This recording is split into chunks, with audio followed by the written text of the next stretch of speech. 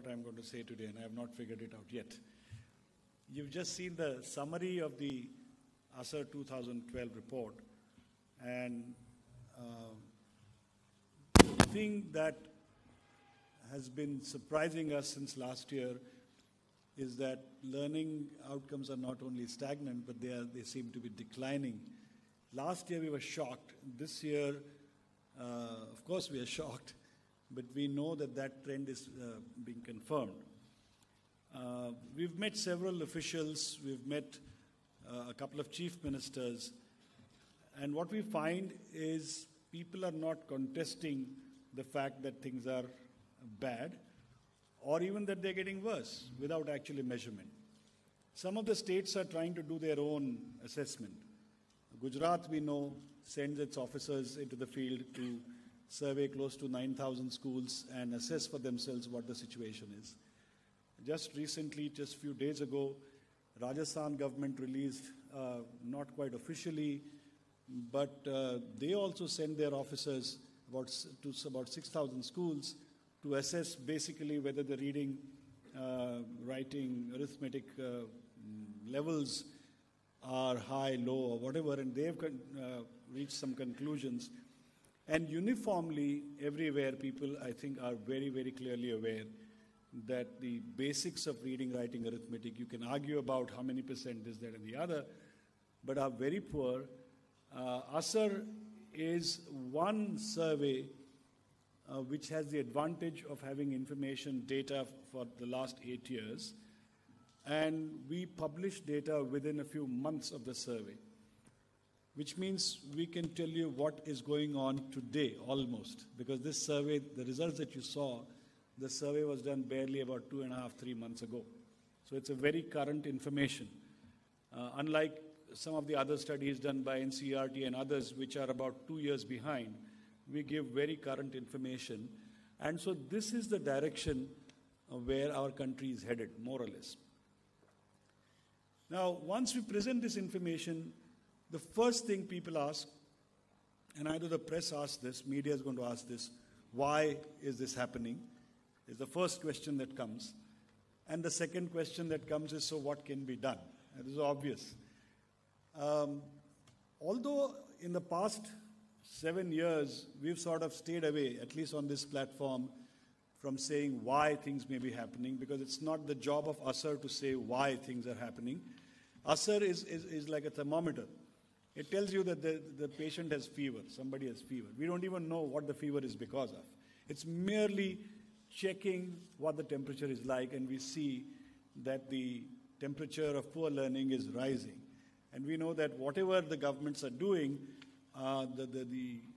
whatever measures may be in place are not working, and from the 2012 report, it seems like they're working in the opposite direction. So today, I think I'm going to take a little departure from what we've been doing all these years and hazard some comments on why this may be happening. When the Right to Education Act was passed, many of us, and I think many members of the parliament also on the floor, said that this right to education should not become a right to schooling. And that seems to be what is happening today. It's remained a right to schooling, but not to learning and education. And the comments that came from the very early days of the Right to Education Act were based on the way the right was structured without talking about learning. In fact, there are provisions in the law which actually go in the opposite direction, which talk about, in a system which is a very traditional system, suddenly when you tell people that there will be no examinations, that there will be continuous comprehensive evaluation of things that were not defined, then there is a sort of a relaxation, a defocusing from what has been the core of schools so far, of learning. Even if it was rote, it was some kind of learning, and we saw certain learning levels. And all that departure from there has led to, relaxation is a positive term, but I think neglect would be a better term to use. And we see signs of this. It's not intentional, but I think policymakers must understand that what they do whether they intend or not, is going to have some implications. And it's the responsibility of policymakers, including some of us who have been advising governments in and out over a period of time, to see that there's a danger. Having done that, now that the results are coming out, unless somebody wants to contest these results, and I don't see people who are doing that, I think it's time that people started taking note and saying, we need to change this. And luckily, not luckily, quite thoughtfully, I would say, the Planning Commission has come out and said that we need to put a right emphasis on learning outcomes of basic reading, writing, arithmetic in the primary stage, and overall learning outcomes everywhere, because the expenditure is increasing and not in small amounts. And so something of this has to be done. The debate begins with defining learning outcomes. What is the purpose of the school? Clearly, all of us would agree that the child deserves a holistic development, a total development of the personality, so that when the child grows up, he or she can go out into the society and face whatever's out there. Now, if you look at where our country is going and what this child is going to need 10 years from now, I think one of the fundamentals clearly is going to be that the child should be able to navigate a society that is much more advanced in terms of knowledge transfers and so on. And if the child is not able to get into this act, where he can absorb knowledge, can learn things on his own, can quantitatively understand and analyze his own situation, then we are going to have a problem. And this is where the fundamentals of learning, basics of reading, writing, arithmetic do come in. I would, on the other side, I would say, well, actually there's so much to be learned that is not taught in the schools. The child knows to know the information technology, computers and so on. That is true. But the foundational skills, if they are missing, anything else learning of anything else is going to become weak.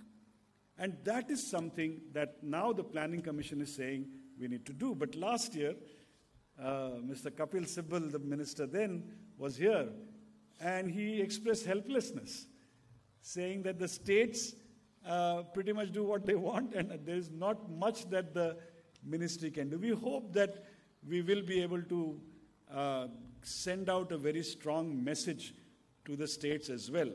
Not by use of power, if there is such a thing, but persuasion is required. And this is where I think there has to be a political initiative to reorient what we are doing and say, look, yes, holistic development is required, but let us focus on measurable learnings of reading, writing, arithmetic, without which these children will not be able to go out into the society the way it is changing. And we see this change, rapid change, in the data as well. When we started ASER, people used to say 80% of the children go to government schools anyways. But our projection now, the way the rates of children going into private schools are changing, and there are many correlations. Increasing wealth is one. People are just they just don't believe in government schools is another. And there could be many other factors. But the projection of this ASER report is that within the next 10 years, almost 50% children of India will be attending private schools. Almost every village in Punjab, every village in UP today is divided 50-50 into children going to private schools and government schools. There's a social divide. It's an educational divide. It's going to turn into an economic divide as well. Now, I'm not saying that all private schools should be nationalized or made into government schools. But I think we need to understand this new reality. The governments cannot anymore say that we provide education to 80% and private sector is small. The private sector is going to grow. I think there are many things that need to be done. I've taken enough time. I think there's a lot that can be said and done. I'm not sure this is something I should declare from here, but I understand that the Chief Minister of Bihar has directed his department to actually pay attention to learning levels and to start something based on their local experience to improve reading, writing, arithmetic levels in Bihar. And it's a good beginning. We also met the Chief Minister of Maharashtra, who was very agitated. I'm sure you're going to meet him in Jaipur tomorrow. And they want to do something about that also, because a state like Maharashtra, I come from Maharashtra, we take pride in our great educational and social reform heritage. And yet we see that the learning levels in Maharashtra are going downhill, very poor. Math, it's a disaster. I don't think India can even stand up in the world community and say we are a scientist nation and we are a nation of information technology. So I stand here today optimistic because people want to try. Like Rukmini said, young people everywhere want to try. I am not pessimistic. I just cannot be pessimistic. But the way the situation is going, I think we require a very, very strong dose of outcomes over outlays. Thank you.